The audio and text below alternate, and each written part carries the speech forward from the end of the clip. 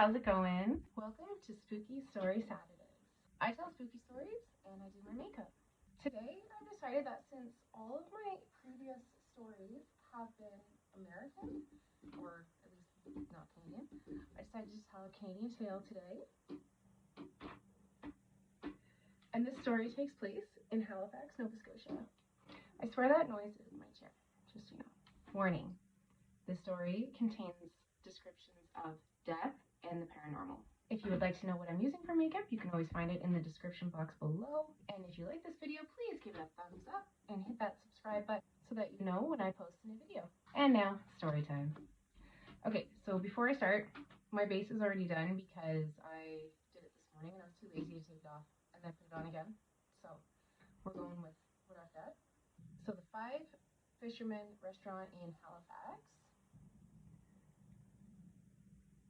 I totally forgot about my microphone, so just 1 minute. And because I'm a procrastinator, I didn't charge my microphone, so if this has poor sound, I apologize.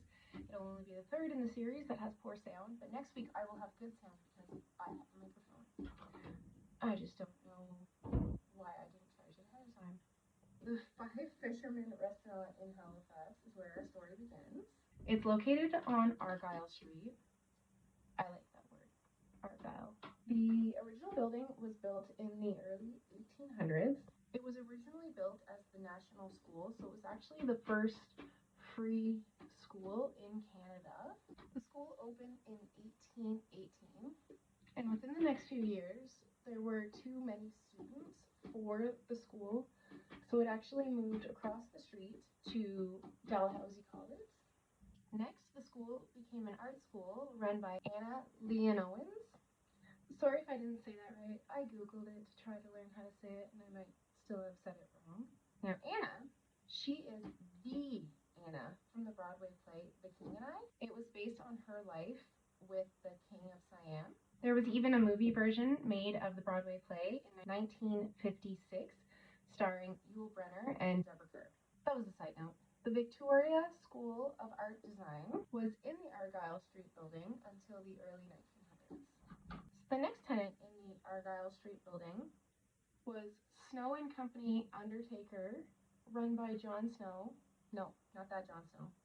It was the city's first mortuary. The company's name later changed to J.A. Snow Funeral Home, and they are still in operation as of today, just in a different part of the city.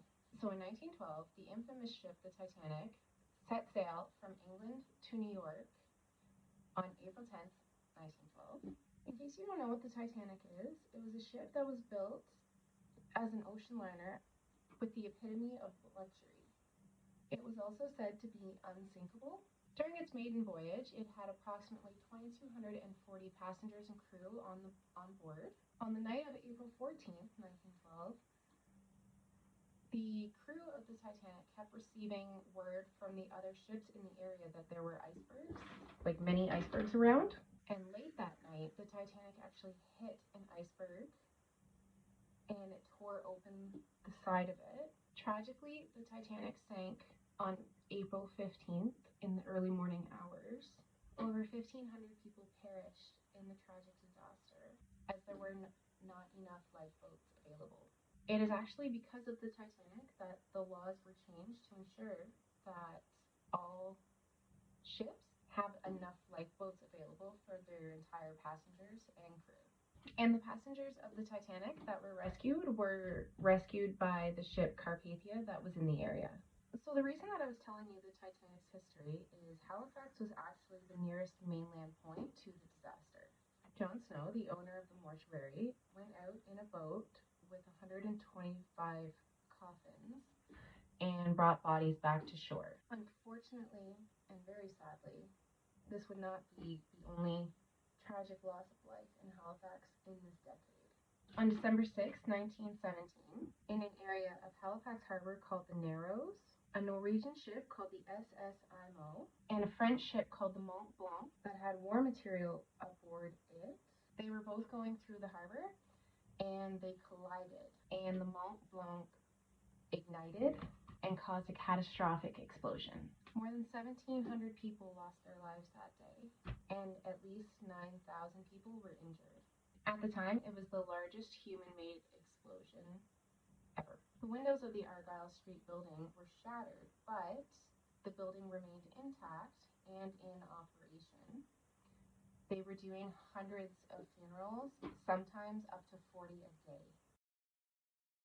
Hauntings. It appears that some from the past have decided to stick around. There have been many reports of ghostly activity, so I'm going to list a few. You can also find local news reports on it. Actually, they have some stories on their website, which was really interesting when I was going through my research. There have been stories of glasses flying off the shelves and cutlery falling to the floor by itself. There are many taps in the restaurant, and they like to turn on and off by unseen hands.